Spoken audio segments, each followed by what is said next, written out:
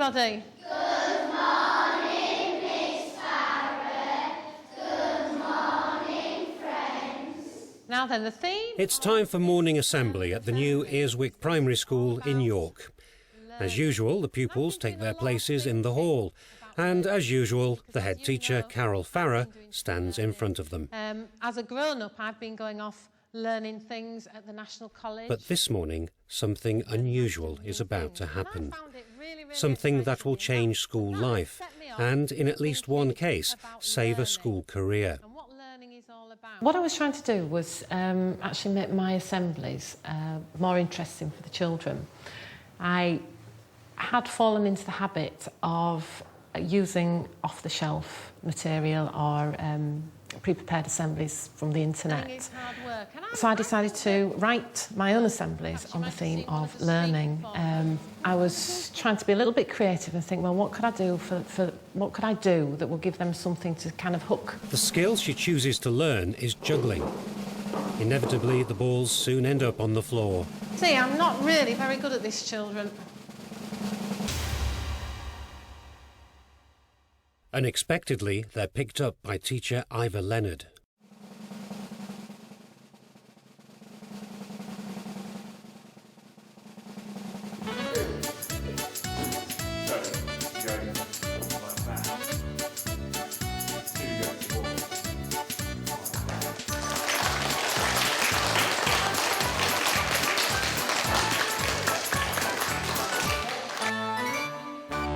Pupils and staff are amazed, but the surprises are not about to end.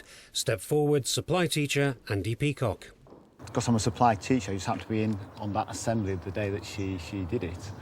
And she did her little attempt, if you like. Then Mr. Leonard, who's a reasonably competent juggler himself, took over. But they were both unaware that I was sort of sat there, and I've been juggling for about 15, 16 years, something like that. I think what Miss Sparrow's trying to put over is the fact that if you practice and you stick at something for a long time, you may get as good. Here's what I do, ladies and gentlemen. There's one calling machine for you. Here we go. Pupils who had entered the hall expecting another unexciting but worthy assembly are treated to a dazzling display of juggling trickery.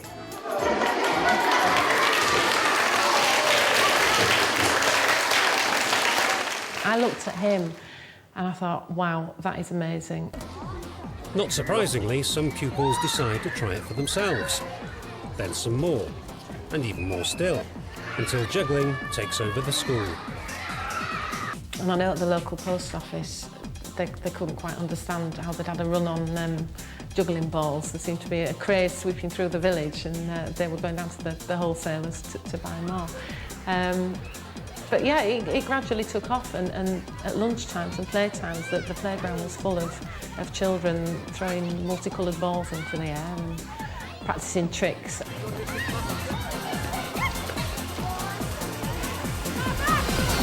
I think the children were probably inspired by Miss Farrer and the fact that if she was going to learn to do it and succeed, they wanted to do so as well. It was almost a sort of feeling of collectiveness. It was a real sort of shared experience where people were encouraging each other, and you'd see the joy and the thrill on somebody's face the first time that they managed to catch 2 or 3 balls in sequence, or the first time that they managed to perform a new trick.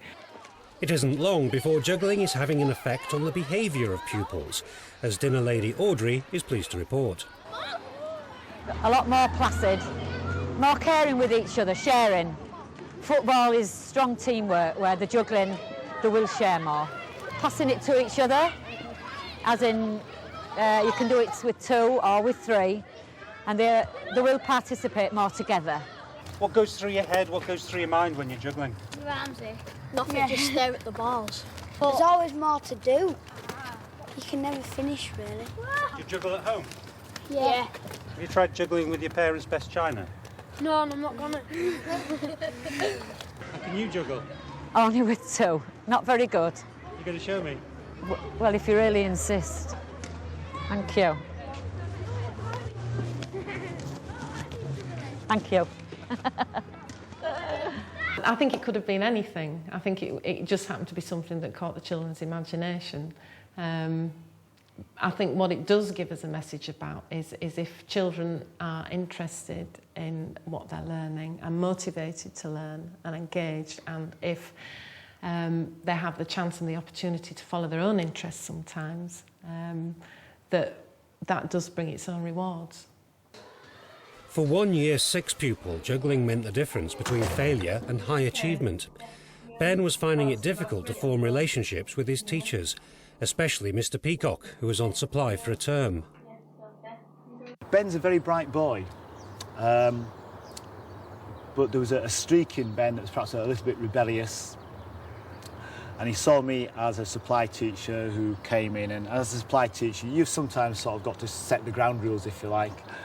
And we'd had one or two, I suppose, set twos in the past, and so our relationship wasn't a very good one, wasn't a very strong one.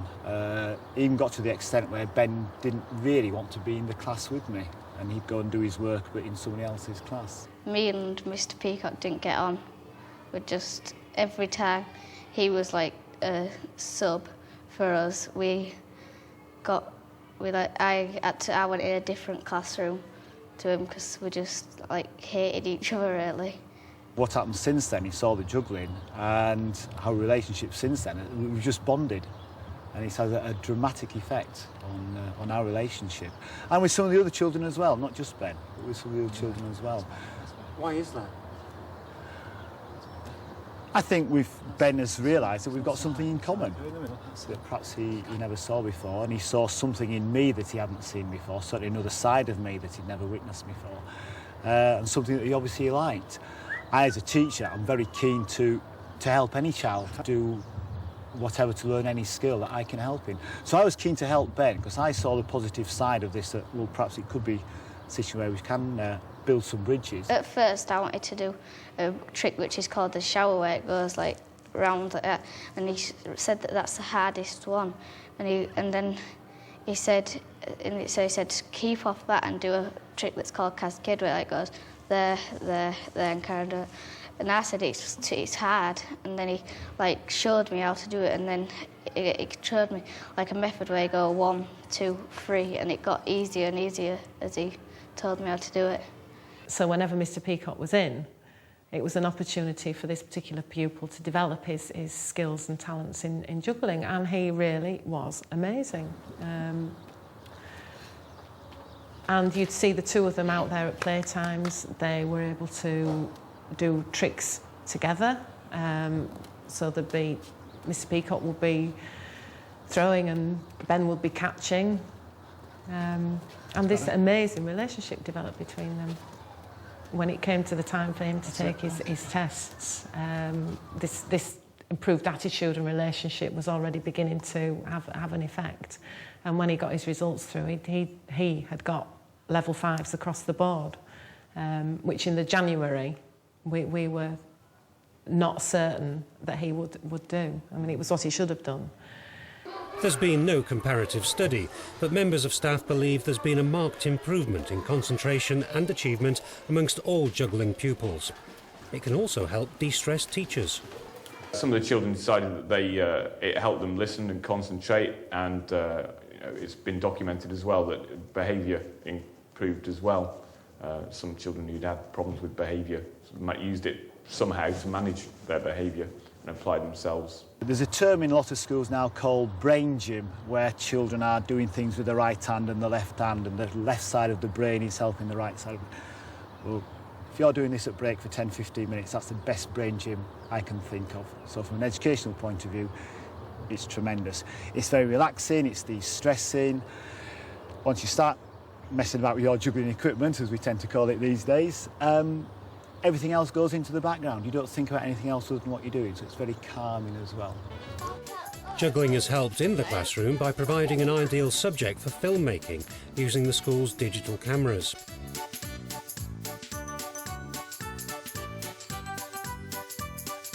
Ben and friend Matty made the first film featuring the skills of Mr. Peacock.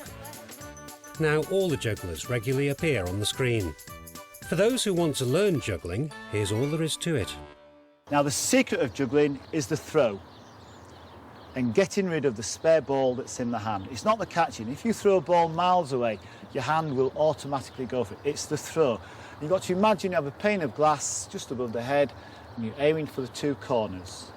So away we go, and it's just getting rid of the ball that's in the hand, and we've got a basic cascade. It's like everything else, you want to progress, you want to learn more tricks, and the next logical thing to do, of course, is numbers. Going to 4 balls. Okay, I suppose the next progression is clubs.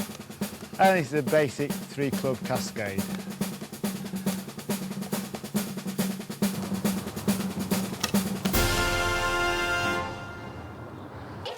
But before you consider introducing juggling into school, beware of the dangers. And one of the biggest is just talking about it, as Carol Farrer found out during our interview.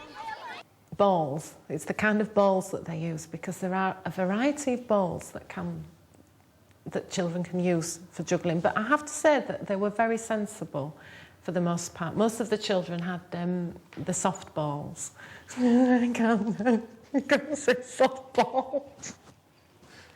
How do you cope with the innuendo that comes with juggling? What innuendo? I don't know. Can you explain? No. Carol is continuing her assemblies on the joy of learning, but she's moved on from juggling to playing the recorder, along with the new Earswick Primary School staff recorder ensemble.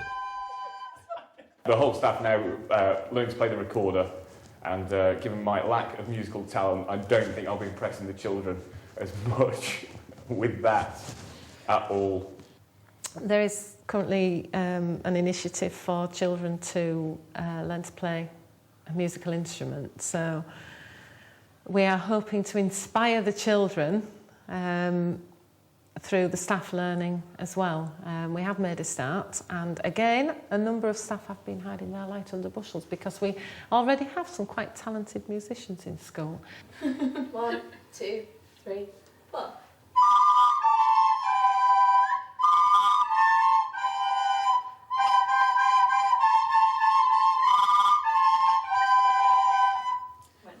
And when's your performance? A couple of weeks' time in assembly. And will you be ready? Will we be ready? Behind the fun of performing lies a serious point. The staff rooms up and down the country are full of lights being held under bushels. Perhaps even some who can juggle and play the recorder at the same time.